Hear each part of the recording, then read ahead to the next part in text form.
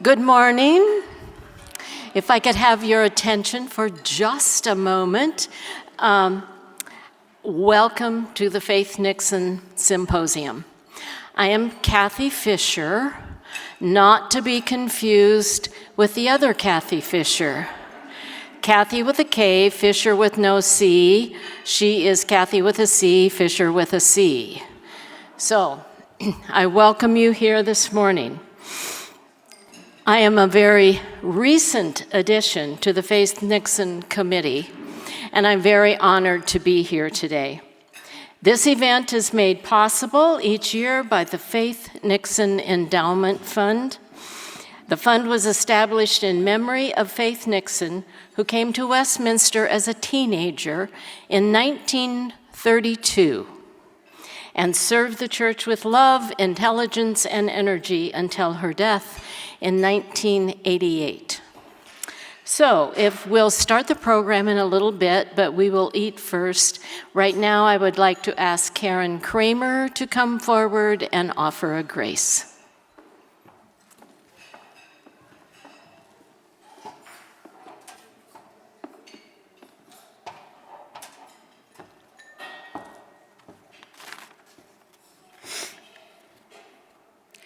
Let us pray.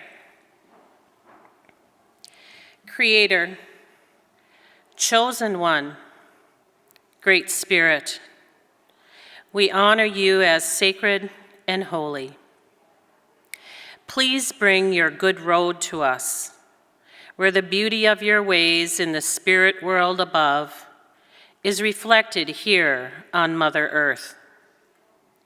Provide for us day by day the elk, the buffalo, and the salmon, the corn, the squash, and the wild rice, all the good things we need for each day. Great Spirit, open our hearts and minds to receive the good and honorable wisdom offered by our respected guest and leader, Louise Matson. Bless this feast before us and those who have prepared it. May we all be nourished with your gifts. May we all be grateful for your grace and generosity. And may we all bring honor to you from deep within our hearts. We pray in the name of the chosen one who sets us free. Yahweh, Amen.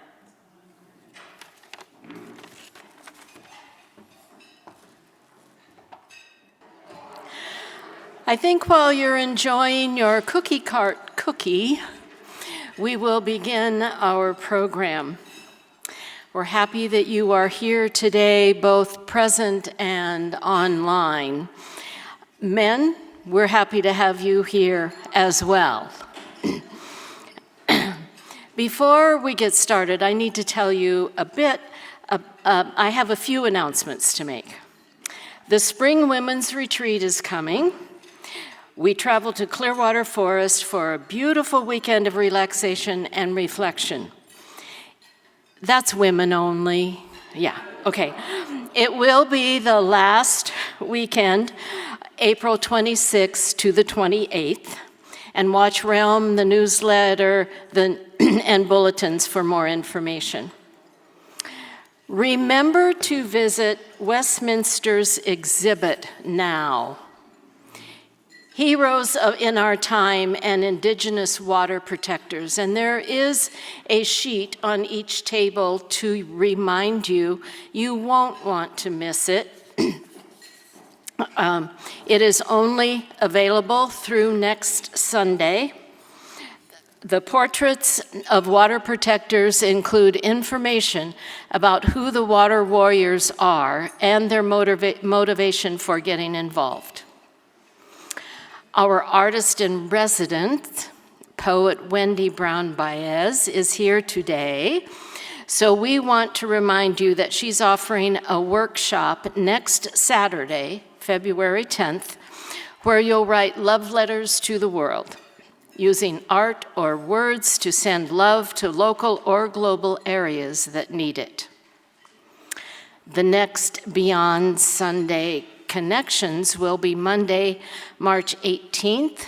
Angelique Kingsbury, director of our Magnet 55 Center, will be the speaker. And we hope you'll come back this afternoon for cabaret. So I'll tell you a little bit about Faith Nixon. Faith was one of the first women elders at Westminster. She was a valuable leader in the church who encouraged other women to take on leadership roles. She was compassionate for all kinds and had an infectious sense of humor that made her fun to know and hard to forget. Faith always kept learning and growing. She was committed to maintaining a special ministry by and for women. Following her death, Faith's children made a very generous gift to Westminster that established the Faith Nixon Endowment Fund to support the communal life of women at Westminster. We put this endowment to work in a variety of ways: hosting this symposium, funding the transportation for the women's outings, and like the aforementioned retreat, the women always get a bus. They wonder why the men don't. Well, it's the Faith Nixon Endowment Fund that established that. Awarding scholarships for women and girls who want to participate in short-term educational or spiritual growth opportunities. And if you would like more information about that, please contact Margaret Fox. I have some thank yous as well. Members of the Faith Nixon Committee, Mary Ann Chicoine, Stephanie Hale-Perrin, Cindy Moss, Ruth Drolstom, and some people jumped in today to help make this turnaround go easy. Song and Rob Lee, Jill Resterholtz, David Hastings, John Fisher, and Cindy Vikas. I also, if you would like to join our committee, we would welcome you to do that if you're looking for a way to get involved with activities at the church. Please let anybody on the committee know. And a special thank you to Deb Wagner for her, as usual, staff administrative support, Margaret Fox, our clergy support, Keith Kopatz, Eric Adams, who's handling the live streaming this morning, and the facility staff who helped fix it up. But I missed somebody, didn't I? The chair of the Faith Nixon Committee, Margaret McVeigh, needs special attention because she has put in so many hours of organizing and planning and has had her finger in every single portion of this. She and her husband, Doug Mitchell, spent a good day Saturday here preparing things so we could set it up easily. She's online today, so welcome, Margaret. You are here with us. And lastly, I'd like to introduce our speaker. Louise Matson is a member of the White Earth Band of Ojibwe and has been working for the Division of Indian Work since 2002. She originally directed their youth leadership program and was hired as executive director in 2014. The Division of Indian Work is a nonprofit that has served the Native community for over 70 years. Its mission is to support and strengthen urban American Indian people through culturally based education, traditional healing approaches, and leadership development. Westminster was pleased to support it with funds from our Enduring Hope capital campaign. Louise is a graduate of St. Olaf College and received an Alumni Achievement Award from them in 2022. Beyond her work leading Division of Indian Work, she's active in the community in many ways. She was a founding board member of Badote Learning Center, a Dakota and Ojibwe immersion school in South Minneapolis. She served as mentor in Big Brothers Big Sisters for over 10 years and was awarded Big Sister of the Year in 2004. She's chair of the Phillips Indian Educators Group, and she's vice president of the Metropolitan Urban Indian Directors Group, a collaborative of over 25 American Indian organizations operating in the Twin Cities area. Please help me welcome Louise Matson.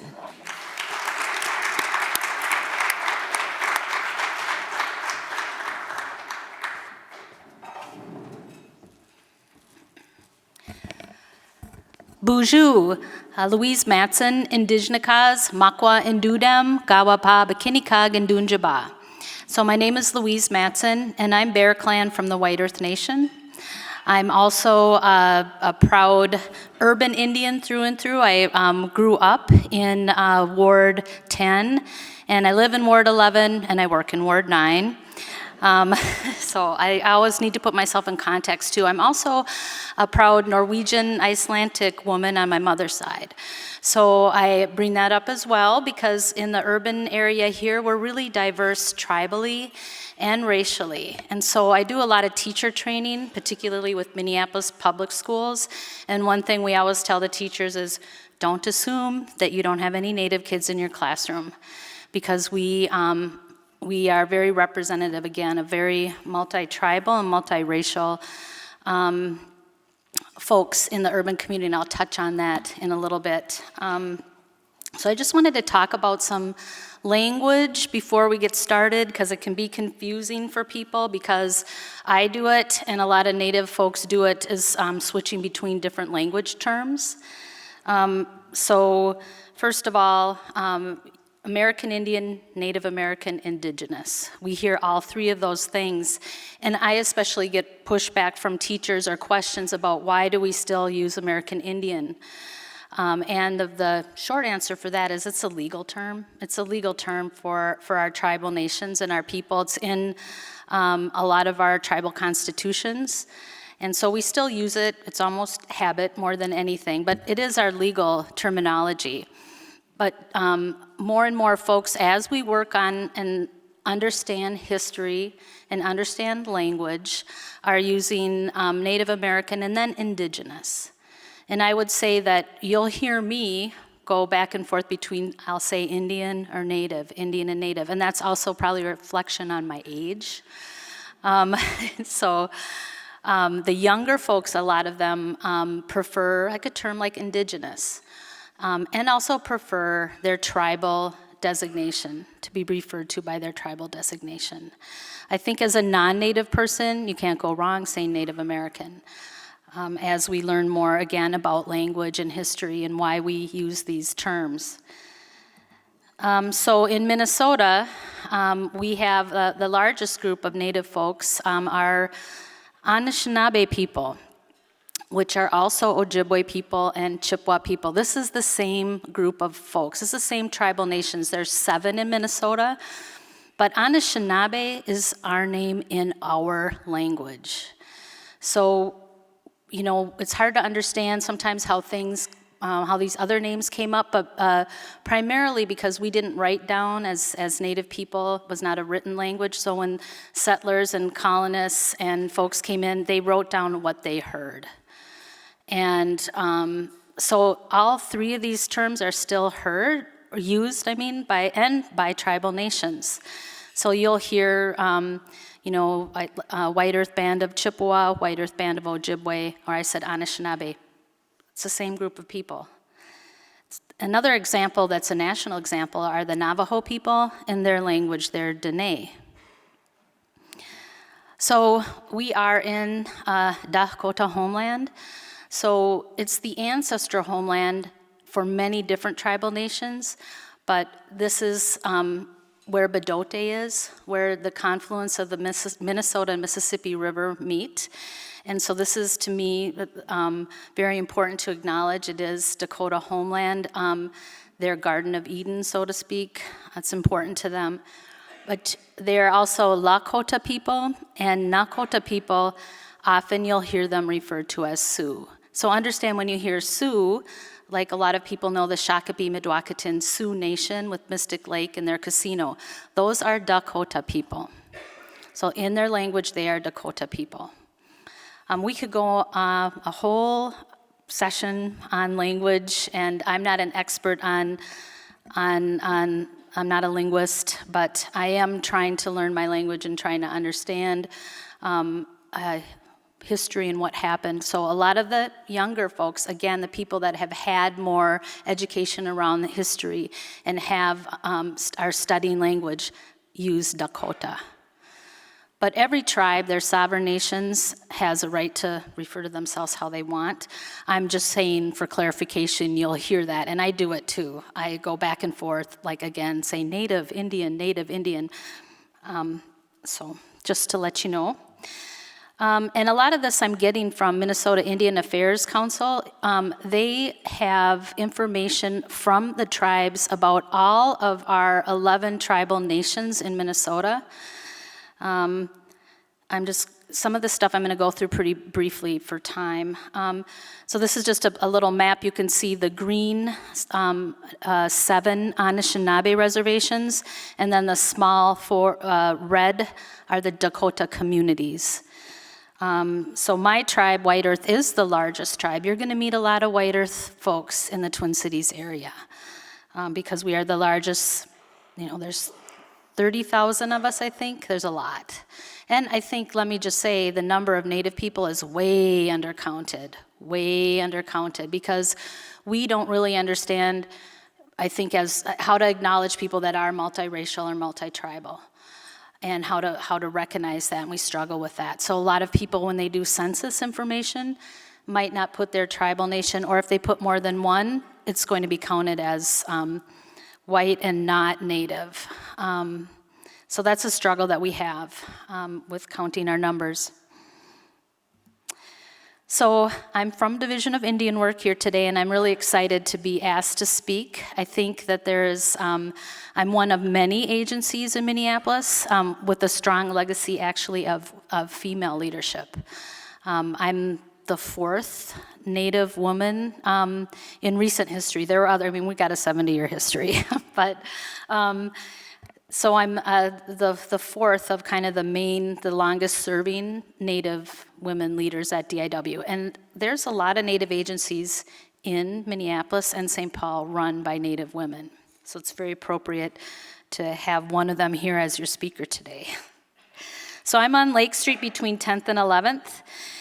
Here's a view of our building and some property we own next door.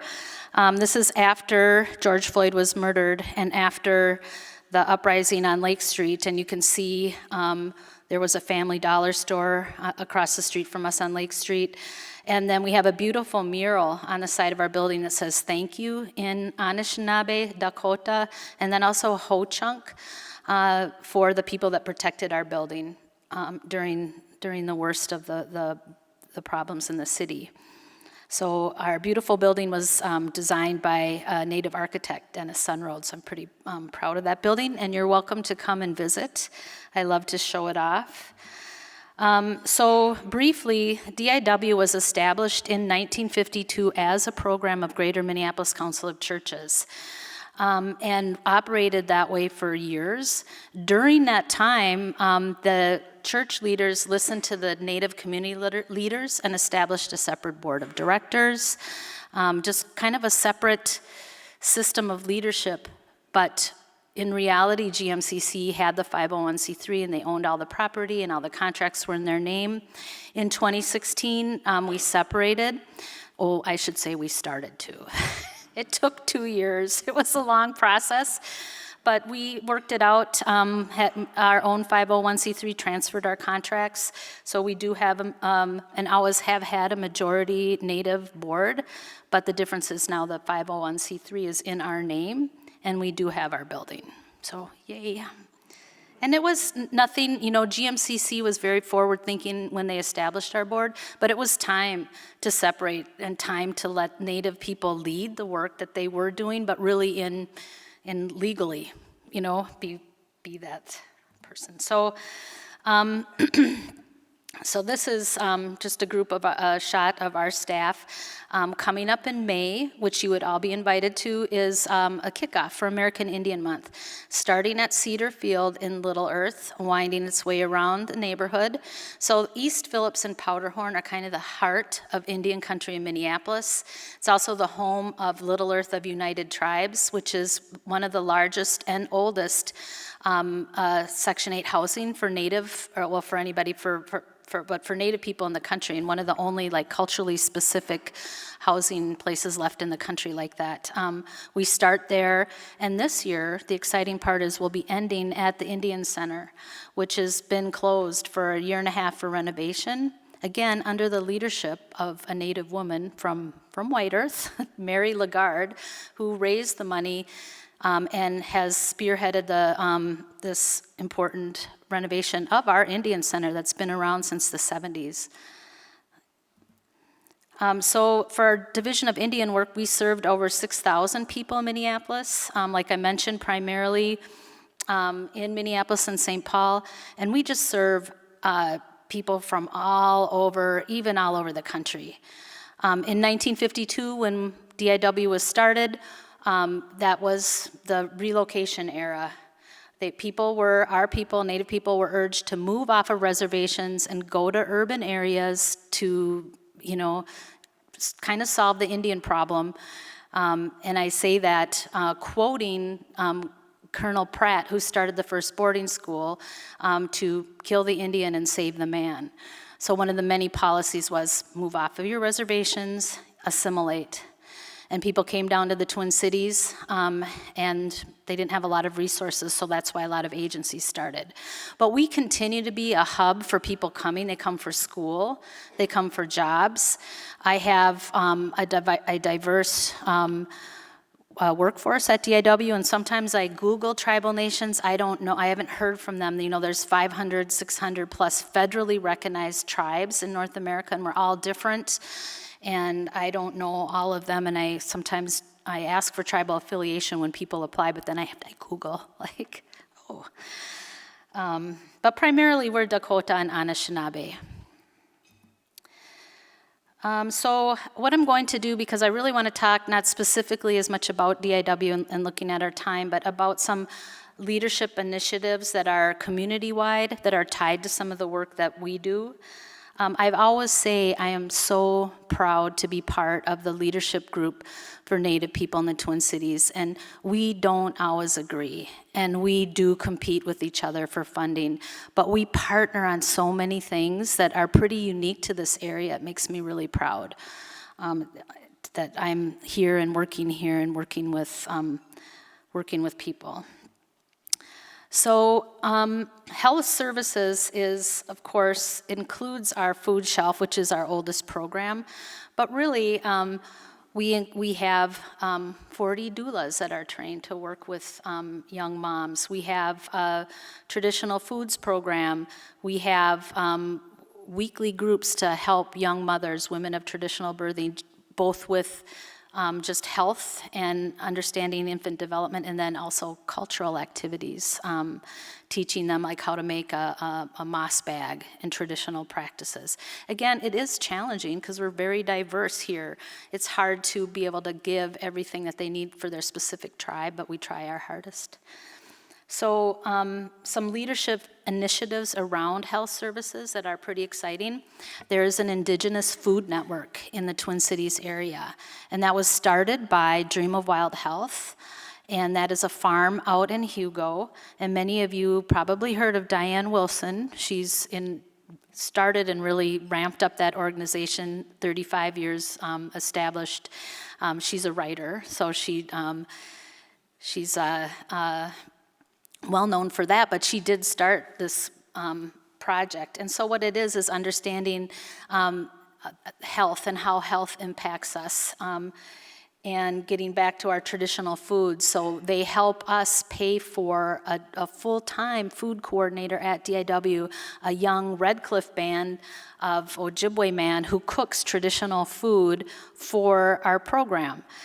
our programs, I should say. So we've always had money in many of our budgets to purchase food, and we would do just like every other youth program, for example, go to Cub, get the macaroni and cheese, make that, and I did that, But to have somebody full-time on staff that is cooking with bison, he's cooking, and he got a little bit of pushback because sometimes the kids are like, I don't like this. Like, our palates have changed so much, so you got to kind of, make like bison spaghetti or kind of walk in that both worlds. So, looking at the social determinants of health and trying to eat more healthy and help our kids eat healthy. And then how do we, in our food shelf, it's mostly processed food, it's mostly shelf-stable food. How do we show people how to cook that food in a healthy way or healthier way? How can we give out produce and do farmers markets at DIW? So that's all kind of part of this Indigenous Food Network and the work that we do in partnership with Dream of Wild Health with Minneapolis American Indian Center. So I think that's an example of a leadership initiative that's done. And another initiative that I'm proud to be a part of, and we just joined the Birth Justice Collaborative. So that is working on improving maternal health and on doing things like improving not just for the mother and the child, but how about looking at career development for our doulas? So like I mentioned, we have 40 trained doulas, and some of them I think would like to do that as a full-time job, but insurance doesn't pay enough for that. How do we improve that? How do we get access? We know that improves birth outcomes. So we're part of that initiative. Native American Community Clinic, Minnesota Indian Women's Resource Center, Division of Indian Work. Also, it focuses on American Indian and then African American mothers and babies, and so we have the Cultural Wellness Center as a partner with us. Liberty Church, which is also receiving some of the legacy funds. It's just all these small, exciting ways that we know each other and work together. And I'll have time for questions after this. So again, this is our elders program. Finally, first year since probably 2017, we had an elders picnic at Minnehaha Falls. We do serve elders both homebound, and then our newest program is grandparents raising grandchildren. We see a lot more of that in community, and so we're trying to help our grandparents with raising their grandchildren. So this picnic, there were hundreds of elders. We'll do it again in the fall. Again, one of many partnerships. Couldn't do it without partners. And I like pictures, but some elders doing some cultural work at DIW, moccasin making. Our Healing Spirit program is our foster care-based services. I'm not going to touch on that as much as I want to talk more about some of these initiatives, but we work with foster care youth. We have a foster care home by Roosevelt, and then we have a program that works with youth 14 to 21, and as they age out, trying to act as their parent, helping them with school, get an apartment, getting a job, because nobody walks out the door at 18 like, I'm ready to be an adult now. But that's what was happening to our youth in foster care. And so they also go to the Capitol and do like Foster Care Day on the Hill, and kind of where the decisions are being made, saying those things like, hey, we need to work with our youth beyond age 18. So those kind of initiatives are happening. Strengthening family circles is also, again, where we have all these home visiting programs. So Strong Families, our newest program, Ashudanim Anishinaabe, where we're trying to identify best practices, trying to work actually with mothers and babies and upstream, and prevention is so much better than intervention. It's easier than intervention. It makes sense to go upstream and work with those parents at that point. So I will say, and related to this as far as activities, we have family violence prevention. And one thing in Minneapolis that, thanks to leadership from a Native legislator, Mary Kunesh, Senator Mary Kunesh, we have the first in the nation office for missing and murdered Indigenous relatives, really focusing on missing and murdered Indigenous women. So as I mentioned before, we're often 1% of the population, and a recent study you can see on their website is we're 8% of murdered women and missing women are American Indian. So this office addresses a lot of those issues, working with law enforcement, escalating when someone goes missing. Like how are we working with our communities to address this? And so coming up on February 14th, that's why I wore red today. And I also wore this shirt. Actually, it's a water protector shirt, but it's a woman. We'll be doing a march starting at East Phillips Park in recognition and trying to draw attention to MMIW. It's always on February 14th, and so that you're welcome to join that as well. And so that is a lot of, that work is coordinated by the Minnesota Indian Women's Sexual Assault Coalition, again, led by an American Indian woman, Nicole Matthews. So this is the program actually that's benefiting too from the legacy funding we're receiving from your capital campaign. So this is the program that I came to run at DIW, and it's a program near and dear to my heart. It's our youth leadership development program. And so it's after school time. So it's going to be in the evenings when school is in session, in the summer when school is out of session during the day. So an initiative, a leadership initiative that is tied to that is Minnesota is the home to the first ever Native Focused Freedom School. So some of you are familiar with the Freedom School model, and it was started by Marion Wright Edelman. And this model was under the leadership of Peggy Flanagan, who worked with Children's Defense Fund, and in partnership with us, we developed a Native focused program following on those same guidelines that Freedom School follow, and it's all about service, where can you make a difference in your family, your community, your home. So that's an exciting thing in Minnesota. This is the start of the first American Indian focused Freedom School in the country. And of course, that funding ended for Children's Defense Fund, and they still do some of them. There will be one this summer at South. We continue that work at DIW. We just call it the Indigenous Scholar Program because we don't own that Freedom School name, but we follow the same format and focusing especially on literacy and Native authors. And so that'll continue every summer. That's part of the Youth Leadership Development Program. Let's see. So here is some of the young women leaders we have. That's a leadership initiative to mention, our Young Women's Society. So we have all these young ladies, especially when they start aging out, when they hit 17, and they're going off to whatever they're doing, college or work or whatever. We want to still keep in touch with those young ladies, so we do our teens, and then these young adult women, they do work together, and it primarily focuses on MMIW work. They've spoken at different churches. Maybe they should come speak here, but they've gone to Plymouth and Pax Christi, and they help lead the work in the march that's happening on the 14th. So that is a leadership initiative that trying to develop and keep a support system. Just because they're too old to come to DIW or aged out of that program, let's still keep in touch. And these are that group of women. They went to South Dakota for a conference on MMIW, so they traveled and then they did some ceremonial activities there.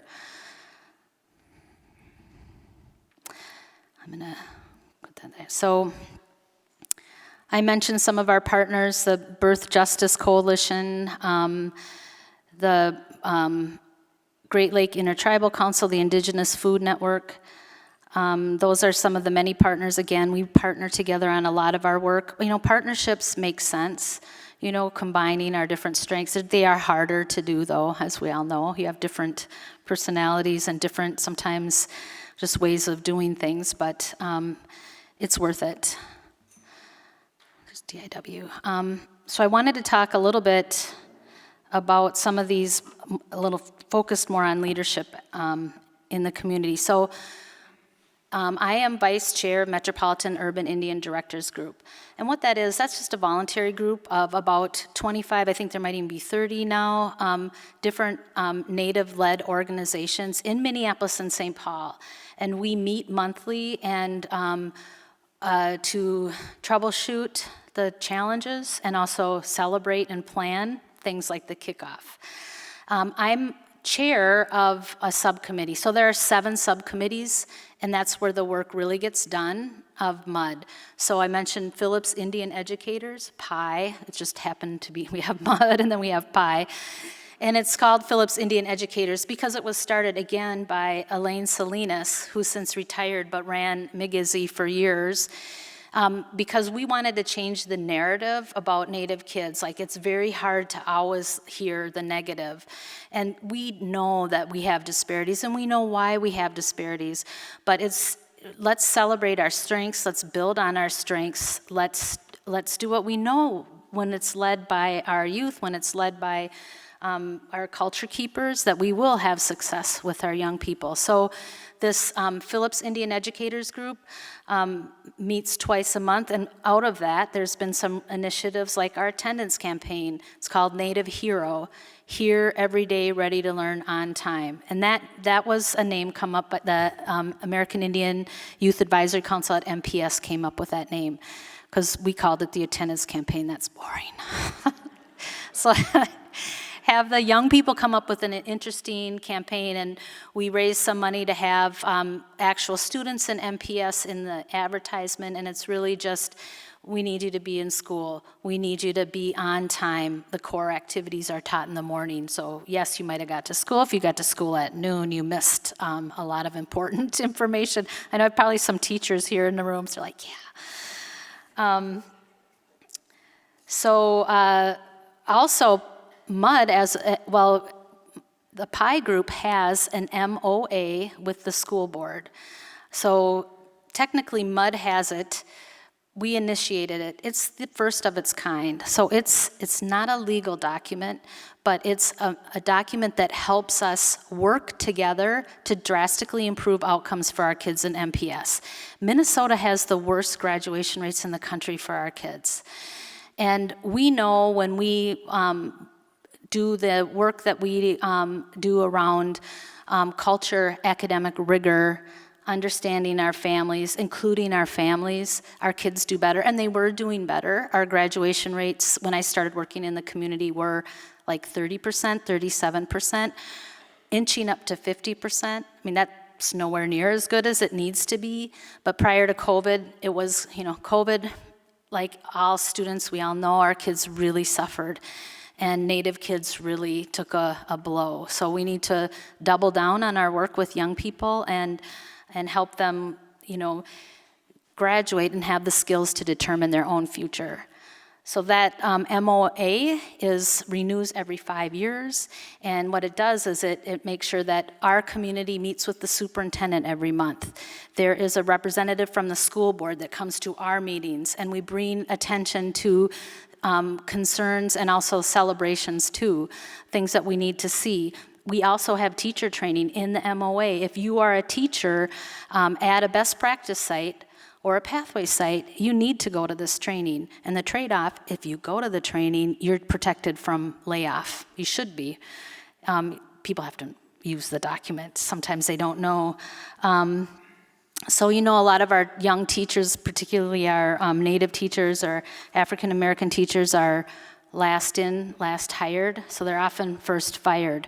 But if you go to these trainings, if you're going to Language Table and you're working at Anishinaabe Academy, you should be protected from layoff. You use this document to say, we want these teachers that want to be at our schools.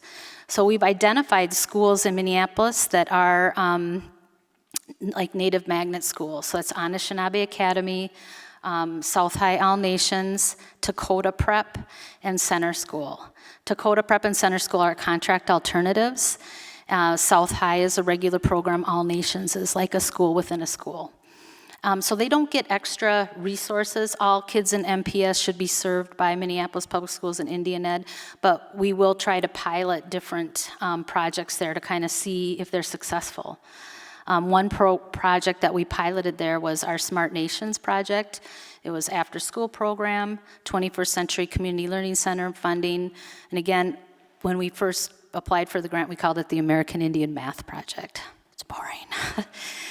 The students renamed it Smart Nations, which stood for science, math, art, recreation, and technology, the things they were doing. That was after school, and we did that for a decade at Anishinaabe Academy, and then the funding ended. And so that's a challenge that we see in community is the defunding and underfunding, because we do have programs that will close those academic gaps, that will close the health gaps, like a doula program. But when we do these stops and starts in funding, we take 2 steps forward and 1 step back.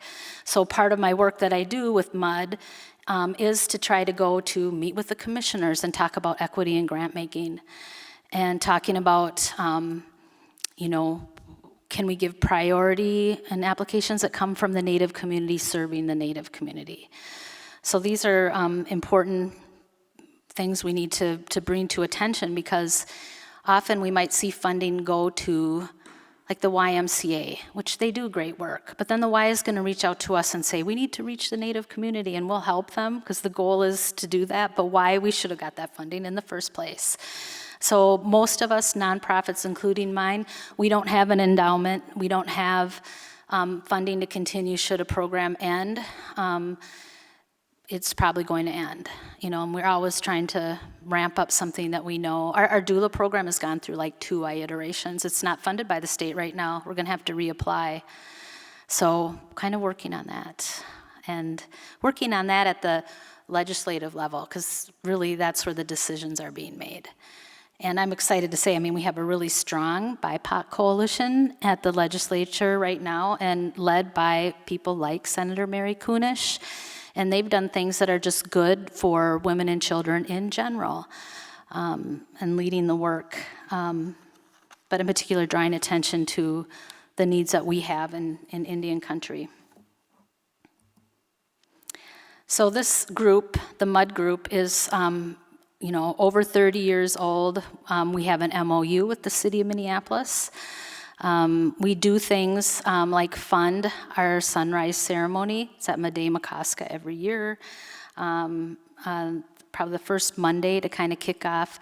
So there's like the federal government Indian month is November, the state is May, and that's when you're going to see stuff happening. That's when the community just will go crazy, and especially since COVID, it's really you could do something every night in celebration. And I should say, you can do something in Native community every night too, right now, continuously. You could go to language table, you could go to drum and dance, you could go to the new exhibit at George Morrison Center for Indigenous Art, and I was there last night. They just opened at the U of M. We just had Mia's exhibit in our hands, which was Native photographers. Lots of activities going on. I think sometimes, and this is my 2 cents, it pains me to see all the negative attention that we get in the press, because that doesn't really portray the community that I know. And not to say we don't have our challenges, and particularly now with opioids. We have an opioid crisis in the United States. It's not just our country, but Native people right now are 29 times more likely to die of an overdose than white people in the state of Minnesota right now. So we're in crisis. So I don't want to downplay that, but I also wish that we could see more about the things that are positive and the things that are changing and making positive change. NPR just hired Melissa Olson to do features, and she's a Native woman. So I've seen more and more, like if you go to NPR's website, there's always articles. So I love that. Talking about assets in the Native community, because it's discouraging, to just see the news is all about something negative. Another leadership project we had that still continues was the Urban Indigenous Legacy Initiative. So that, again, was 16 of us that needed capital funding. Last year was our second year, and we actually put in for a huge bill, $134 million for 16 of us. And we thought, oh, this is innovative because we're partnering together. But in reality, 136.4. We didn't all get funded, not even close. 6 of us got $14 million. And I understand, they wanted people to be, they didn't want to do anything that large, but I thought it was a missed opportunity. We'll go back. So I got some money to do some work on our building, and then also we own a house that we used to do for transitional teen moms, but I called it the money pit, and I did close it. It was built in 1909, so it's like, and it also, I know it had asbestos, so any renovation would have been really expensive. So we have this house, and what to do with it, it's exciting, but I just got money to do pre-planning. So that's fine. I'll have to go back. So there are about 8 of us that are meeting, like the third version, to where do we go from here? What are next steps? I don't think we're going to get a lot of bonding next year, and I'm not going to ask for anything anyway because I need to do the pre-planning. But I know many of you, we've had a rally. So together, again, we partnered together, and we were able to do a rally. We were able to pool our money and get a firm to help us, a lobbyist to help us navigate that, because we don't know that system. I don't know the system, and it wasn't designed to be friendly to Native people. So figuring out how that works was a learning for me. But I loved it. People were raising money for, like a culturally based treatment center, which we really need. And just our buildings, most of the buildings in Minneapolis, a lot of the buildings are repurposed, decrepit buildings, like American Indian OIC used to be like a telephone distribution center. Our building at DIW is in pretty good shape thanks to a lot of fundraising that was done. So rambling a little bit about that, but so together we did this day at the Capitol, we did a rally, we met with a lot of elected officials, again, where the work is being done, like they need to understand, by the time a grant comes down to us, and we have a grant manager, they're not a decision maker. So when I would, talk about different funding and questioning, it doesn't really matter if you're talking to your grant manager. You got to talk for the decision, where it's being in statute. So you can go to our website if you want to be involved as a volunteer, if you want to learn more about some of these initiatives. I'd be happy to connect you. And then I had a resource sheet, or I sent it, I don't know if it got printed, but I can send it. There's so many resources to learn about Native people and to be involved.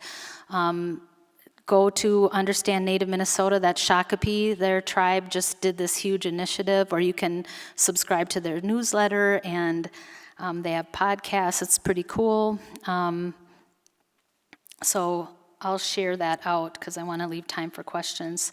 I just want to also point out the circle, that's our paper, our Native paper.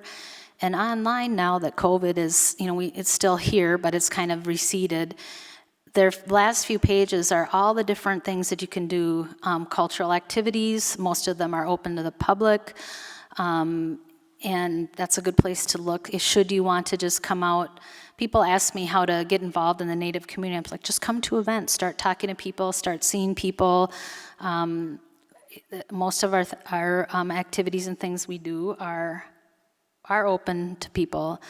Next weekend is Cherish the Children Powwow, put on by Anda Young, which, a lot of our powwow season is in the summer, and that's when most of our reservations and communities, they have their big powwow or several. But there are actually powwows happening all weekend.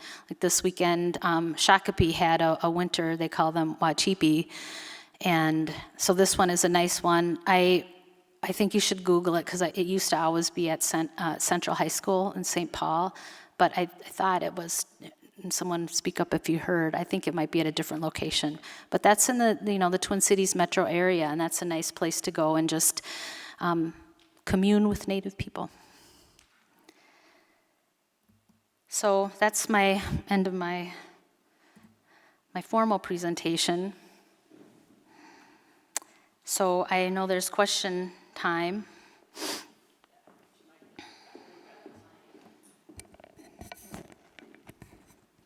Yeah, it was interesting if you look at our mural. So I said we thank you in Anishinaabe, because that's the largest tribal nation, Pidamaya for Dakota, and then Pinagigi, because a lot of Ho-Chunk people came. And so when I say protected our building, we're in the parking lot all night long during the worst of when Lake Street, when everything around us was burning down.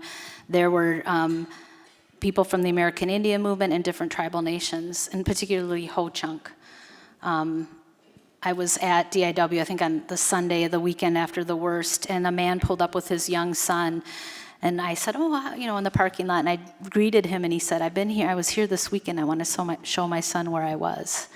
And I said, thank you. Thank you for coming here. I didn't even know his name. So particularly after McGizzy had just built a brand new building, that's another youth serving organization. It was like a year old, and it was by the 3rd precinct, and it burnt down. So after that happened, people were like, we have such few resources, and our precious resources, we will protect them. And actually the AIM group went to Norway House. They went all over where they were needed. So I'm grateful that our building, we just got tagged a little bit. But we put this mural up after that, and murals are a graffiti deterrent, so nobody's touched it in 3 years. So that's why when you drive up and down Lake Street right now, everybody's got a mural. Because they're beautiful too. I love it. And then it also, people are leaving it alone, which used to be something we struggled with, and it's time and money. When people tag your building, you have to get rid of it. So it's a win-win. But yeah, if you go up and down Lake Street, it's beautiful. Before we start with questions, your resource list did make it to Margaret, and there's copies here. Okay. And I will put them on the round table back here to the right as you exit.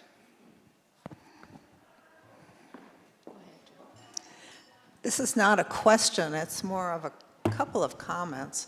My husband has a grandson who was going to college in Montana, and he was asked where he went to high school in St. Paul, and he went to Henry Sibley High School, which as a Native American in Montana, that was actually a cueing word because he was not the most Native-friendly person. So now it doesn't have that name anymore. But and then on my husband's does have a daughter whose husband was Native, and he's on the rolls of one of the, I can't think of it, one of the tribes, and I think that was the tribe that is the one of note in the new movie. But anyway, so he found out about that and was quite thrilled. And then his son went to college or didn't go to college, but went to California, and he was added to that group in California. There's quite a lot of Native American information in California, and so he was very excited about that. And he was introduced to some other people of his tribe, and so he really was thrilled with that.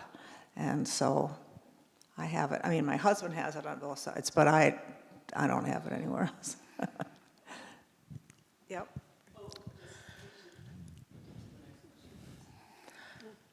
Hi, I am a public school teacher in St. Paul, so I'm especially interested in the MOA piece because we had that in my specific school, where our only black teacher in our school was told to go somewhere else because it was her first year of teaching, right? And we went through a big thing, right? But my question for you is, with the history of white people educating or thinking they're educating Native people, how can I be of help? I don't know if I would be a help in a freedom school that had a primary focus of needing particular teachers. Just what advice would you give me if I'm at an age where I feel like I have something to offer and I don't have to work during the summers? I could do some volunteer work. Well, I think there's a lot of ways, and I appreciate that, because we don't, we need strong non-Native allies and teachers, because we are trying to develop our workforce, but it's all over the news. We have a teacher shortage for many reasons, and we've always had a Native teacher shortage. So, I would love for you to come to PI. You have to tell your principal to let you go, because it's 9 to 11 on Fridays, and we can connect. But that's where you can get resources. So we ask the teachers, please teach culturally. And sometimes the teachers will say, it's not my culture. We're not asking people to do that or appropriate culture, but teach about Native people and incorporate Native lessons throughout the year, not just when it's Indian Month. So when you're talking about Native leadership, talk about the female leadership that we have, or that the American Indian movement was started in Minneapolis. When you teach about art, include these fantastic artists like George Morrison that are from Minneapolis, and also being contemporary. Sometimes the things that we see, it's like we're not here anymore, and talking about natives in the past. So, and there's a lot of resources that I'd be happy to share, a lot of curriculum, a lot of books, particularly authors, and incorporating that in your classroom throughout the year. Also, what we say to our teachers is, it's a really clear message when our parents and our families go up into a school and they don't see themselves represented, because schools are like everything, right? That's your teacher and your, and then the message is, when you don't see your family, pictures of you, you're not incorporated, it's a real negative message. It's you're not important. So even those things, like making sure that you have, when you walk in the door, it's inclusive. But come to a PI meeting. I love it. I was hesitant to go. Who wants to go to another meeting? Just add a meeting, but it's really a productive meeting. We have representatives from Minnesota Department of Education that come working on Indian education and like looking at the social studies standards and all these things that we could use your expertise too as a classroom teacher. Okay. Other questions?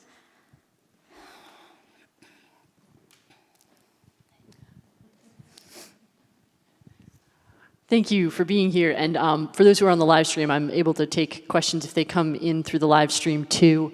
I would love to hear, if you're willing to share with us, some of your own experience in stepping into the role that you have. Who were the people who were models for you, or the communities that shaped you? Yes. Oh, thank you for that. I think, I sometimes incorporate a story about when my father was growing up in the small town Warroad on the Canadian border. Like, he used to love to go with his cousins, and they wanted to go to the movies. They didn't have any money to go to movies, and they used to listen to the movies outside of the theater. And back then it was all cowboy and Indian, and they would cheer for the cowboys. And we'd say, why would you do that? And my dad said, well, why would we cheer for the losers? Because they were. And that's how my father was brought up. My grandma was born on White Earth, but she was also a product of the boarding school. That's a whole nother section we could talk about, what boarding schools did, a really effective tool to destroy Native families. And so my father was not brought up culturally. And so in Minneapolis growing up, I didn't go to one of the Native focus schools. So what back then, it's my age, but they would do pullouts. So we pulled out and do Native lessons. So that was how I grew up, and I grew up really separated in the Twin Cities from Native culture. But when we would spend summers up north in Warroad and on Springstill Island, they would have Native school, and my grandma would put us in there. And all my cousins were Native, they all lived there. So that's where I could get that part, but really not a lot of language, not a lot of anything. I grew up like, just like a 70s kid running around Minneapolis. And then as I got older and in college and started learning, I sought it out myself. My language skills are not good, they're basic. I can do protocol. And also I sing, so I learn a lot through music and listening to that, including with Sharon Day. She's also a really wonderful singer who teaches songs in community. But I just started diving into the urban Indian community. And also because when I worked at DIW, I had like an instant, teachers right there. So when we got a grant in YLDP to teach Anishinaabe language, I sat right in there. That's where I learned, like with the young people. That's one of the reasons I wanted to serve on the Bedote board, was to have, so young people like me could have more chance to learn language. And the language revitalization efforts around all over Turtle Island, which is what we call North America, they're amazing. And they really make a difference. And I think Mille Lacs just did a Rosetta Stone for language. And to me, that's exciting. So yeah, I came into it more as an adult because of how I was raised. And I think my generation too, we had the parents that were not, my dad was, like I said, he was raised Catholic. And, parents did that to protect their children. I can tell you so many of this generation that would say, their parents would say to them, I don't want you, that's no good. I don't want you to know the language, because they experience such discrimination and actual pain. And so they protected their children, they didn't teach them. So I'm happy to say, there are still boarding schools here, but they're really Native focused, around the country. But we don't, those practices, if you really want to have an effective tool to destroy a culture, that was pretty effective. And they do, it's not pertaining to Native people, but there's a quote that's like, if you want to take a nation to the knees, if you want to destroy a nation, you bring the women to their knees, and that's a good way to do it, taking their children. So it's kind of a roundabout way, but it's been one of the joys of my job is that I get to benefit from that. So when a program is doing a ceremony, I go, because we're doing it. And then just networking with folks like a Sharon Day, she's going to teach music. We'll just get together as women and learn music. So it's kind of my journey. I'm wondering about other ways that non-Native folks like me, and probably many, if not most in this room and elsewhere, would like to be helpful. Mm-hmm. And along that line, I have a question. Do you have an email advocacy group that might be of use sometimes with your legislative action plans? That's a great question, and we did for the Urban Indigenous Legacy Initiative, where we had people that we actually had the QR code, and we had where you could put in your address and just shoot an email to the elected officials. That's where we could really use people's time and talent, is helping us, organize at that level, because it's some of us are pretty good at it, and some of us are learning like me.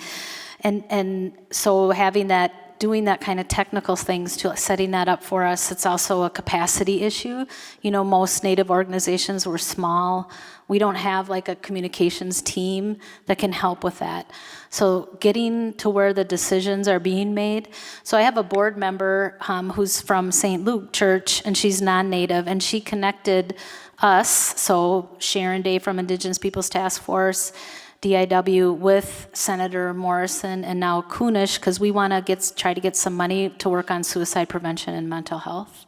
So those kind of connections are important, and I think that's a way that people can help us advocate, again, at the level where the decisions are being made. Because sometimes when I see it, it's nothing, I can't change it. So thank you for that. And thank you. Are there any other questions? There you go. First of all, thank you, and I did want to say your discussion you touched on about if the teachers could go to this educational class, it removed them from the risk of being let go. And what a fantastic way to link benefit for them, benefit for you, and finding those connections is powerful.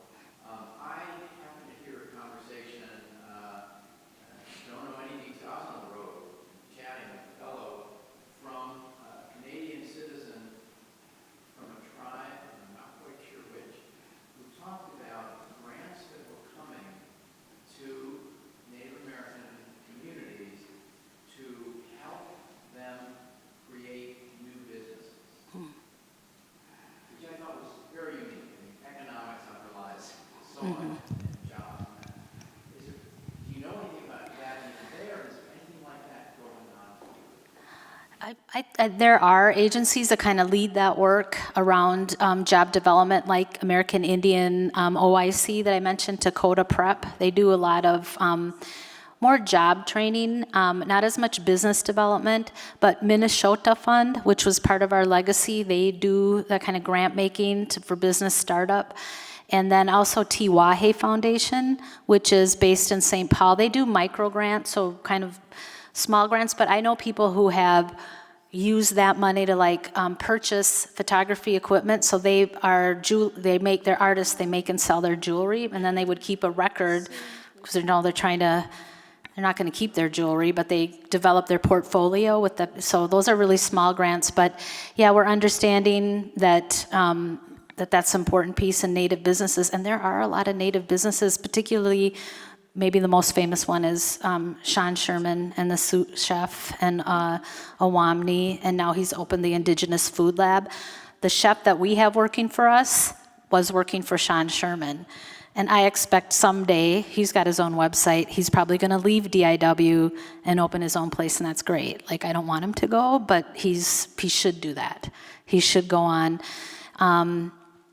So it's not something that we lead on in DIW, but our partners do. Although I will say, we'd love to get those doulas paid a living wage so they can make money being a doula full-time. All the doulas we have other jobs, and so they're doing this on top of their work because they know it matters. We can pay them a little more than insurance. We pay them $800. They have to meet before, be at the birth, and after the birth. But that could be a livelihood for a lot of folks. So yeah, I agree with you. And I will say for the teachers not being fired, we had to get buy-in from the union. So all these players, if you look at getting an MOA, again, it's not a legally binding document, but we're following it, and we had to have, school board, and it's with the school board, not the superintendent, because the superintendent turns over, and it's not with an individual on mud or pie, it's with the entity. And then we also evaluate it, so we look at the data all the time, attendance, on track to graduate, suspension data, and so we can look at it quarterly, and if something draws our attention, we can, what's going well, what's not going well. I kind of really dive off that, but.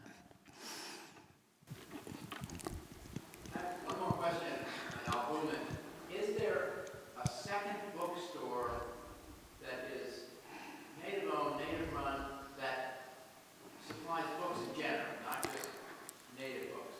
I'm always looking for something other than, online, trying to support local. I have not found that in this community, whether it's Native or anybody. Well, I have that in my list of resources, Birch Bark Books. So that's. So Ken, I think that's maybe a more offline question for us, but thank you.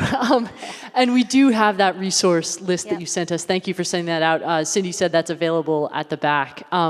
Thank you so much for being with us, and thank you. We are so grateful to know you. Hey, miigwech.